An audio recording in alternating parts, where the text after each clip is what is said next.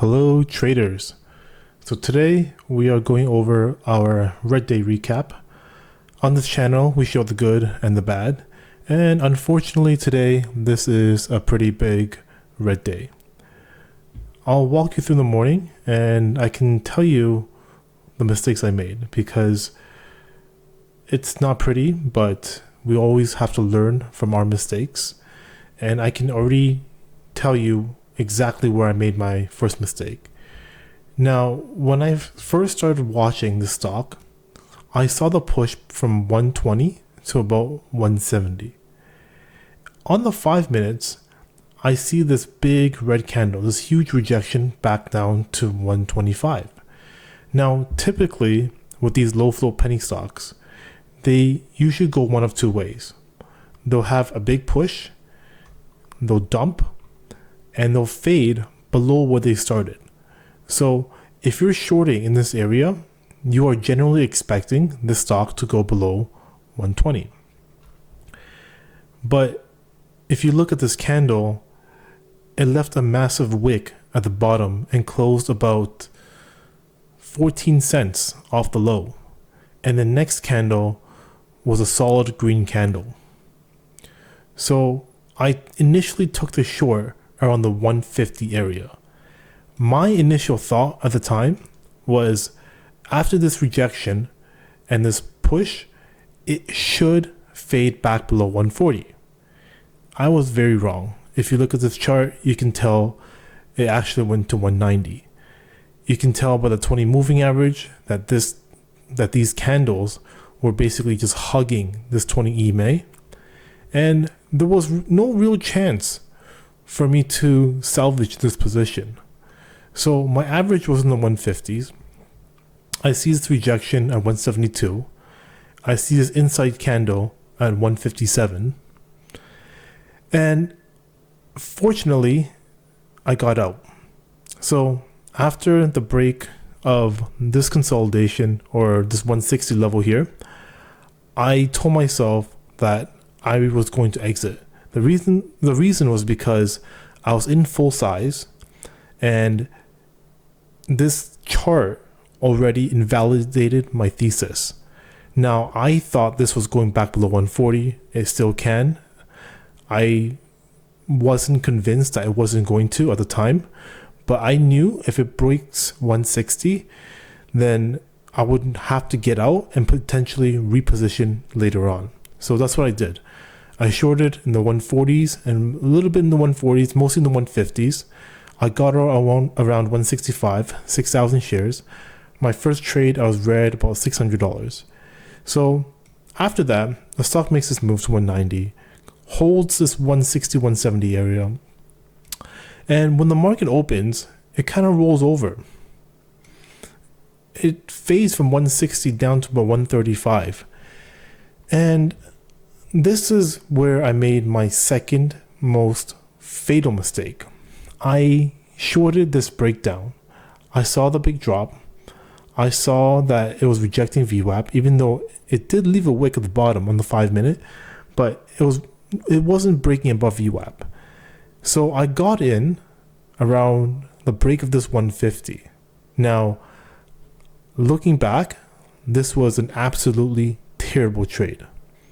It broke to about 135, and after that, it just slowly grinded all the way back out. I should have gotten out in this area. I should have gotten out once I realized the stock was going in the direction of a VWAP and the 20 EMA, and now was holding above it. But I mean, this was just so nasty. I didn't think this was going to happen, and I really wanted to get out in the 160s. Unfortunately, my broker froze. So you can kind of see these two massive candles here. I could not access my charts for about 15 minutes. You can see the candles at 10:35. The volume was about 8.7 million. This one was 14.9 million. This one was 4.5, and this one was about 4.2. So the flow of the stock is roughly 4 million shares.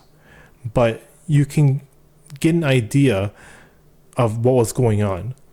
the flow rotation in these 5 minutes was absolutely insane. The volume on the day, 220 million, a 50 plus flow rotation. I talk about this a lot. It's one of the staples of my strategies.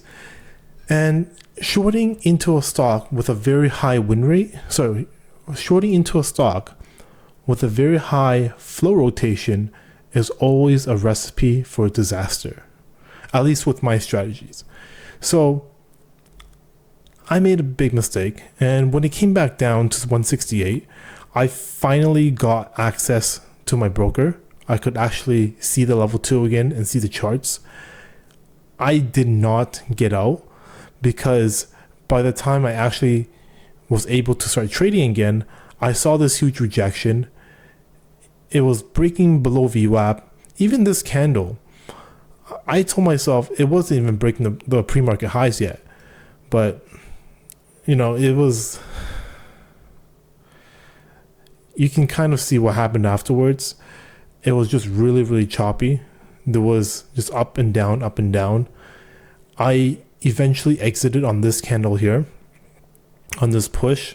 I said if it breaks this 188, 189 area, I was going to exit, which is exactly what I did.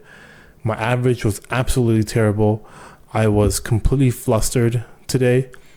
This massive push, the chart freezing, the initial red trade, only for it to trade lower. So this was kind of a revenge trade, if you will. And I end up exiting on average at 188. So 2 trades, full size. First one, I got out, took a loss, got chopped out. Second trade, much, much worse. A combination of technical errors and emotions, and that led to a red trade, a red day of $3,200. So you can see, these averages were just atrociously bad. If you took the first red trade and you're willing to stop out for a 10-cent loss, your second trade must have greater conviction. And the fact that the average was almost 8 cents lower than my initial entry, and my stop loss or my exit was 20 cents higher than my first exit. This was a 30-cent swing on full size, and that resulted in a red $2,600 trade, putting me red 32.35 on the day. So yeah, that's my red day recap. I hope you guys learned something from this, but I don't really feel like talking about this too much. I know where my mistakes were. When you are trading penny stocks and you have really high flow rotation, I generally stay away. I like big clean moves, and this one had no chance of giving me that big clean move that I was chasing. If you look at the 5-minute candles, each candles was about 3 to 5 million shares. Typically for me to get a really clean trade in the pre-market, you see a big push and a quick fade, and then a quick rejection, and it goes below where it started. This one tried, it failed, and for some reason I decided to go against all my rules and take a short after this big red candle leaving a wick. Luckily, the first trade I got stopped out at the correct place at a manageable loss, but the second trade was just really, really bad. So after a trade like this, I don't think I'm green on the month or I'm red. I think I'm about break even, but it definitely sucks. One bad trade just took me out. The broker issue, the technical issues, my emotions. The important thing is we survived. So tomorrow we're going to be looking for a quick, high quality green trade, and just one. All we need is one. we need to get our mind away from a bad day like this. We need to reset. And the best way is to just get in, get green, and get out. That's the game plan for tomorrow. And I mean, yeah, nobody likes talking about their biggest red trade on the month. It's not even my biggest red trade on the year, but the way it played out was not good.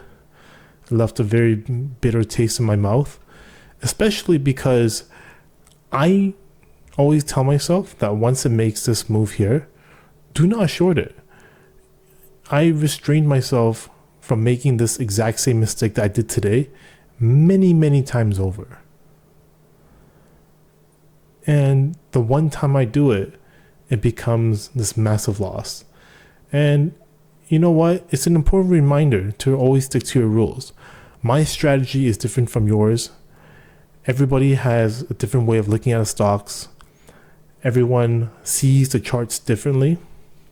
But specifically for my strategy, I know that once it makes this move, it's no good. It's not shortable anymore. And this area here was very, very telling. Very, very dangerous. So it opened here at about 1.61, faded about over 20%. Over 20%. And yeah, typically I know from my stats, they fade about 18 to 20%. After this fade here, if it doesn't continue lower, it's gonna do something crazy like this. The main issue that I had was this one had so much volume on the day that once it does this fade, if the stock does not continue lower, there is nowhere for these shorts to go. They have to cover, and they have to cover somewhere. Now, I'm surprised it didn't push up higher than this for a low 4 million float stock with 221 million shares on the day. My thinking is because it has a current at the money offering to sell shares. So perhaps that's one of the reasons why it didn't continue running. I'm not entirely sure. But I mean, this was just a bad trade for me. It didn't even run that much, but my lack of awareness really cost me today. So, this is just another trading day. We take the good with the bad. And sometimes that's just the way the cookie crumbles. As traders, we have to be resilient. We're going to have to wake up tomorrow, same thing, same routine, the next day, making sure we stick to our rules, exercise restraint, and just knowing that if we walk away tomorrow with another red day, that's okay. As long as the red day is manageable, it's controlled, and it's within your rules and within your strategy. So I'm going to show you my trading journal. I trade part-time, but this is where I am on the year. This is before today, so take this number minus around 3,200. On the month, I basically just wiped out my entire month. I didn't trade for the first week and a half. These two trades, they weren't really trades. It was just a quick scalp, just getting my feet wet. Last week was my first real week where I actually sat down and tried to start trading again. And I started the 22nd, June 22nd, this Monday of this week, with a big fat red day. So that's it for today. I will update you guys tomorrow to see how we fare. Hopefully we stick to our rules, and hopefully we do better. We will do better.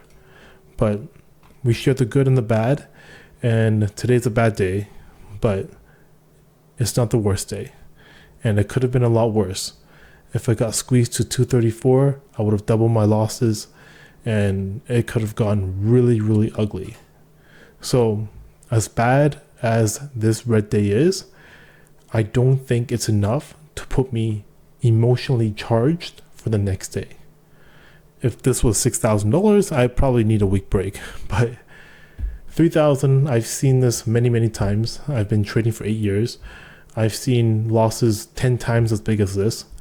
I've seen green days just as big. So keeping that in mind, trying to just keep my head up. And that's what we have for today. And yeah, I guess that's it. And I will see you guys in the next video. I hope you guys stay green, stay positive, and hopefully you guys will learn a thing or two about not revenge trading like I did. I'll see you guys in the next one.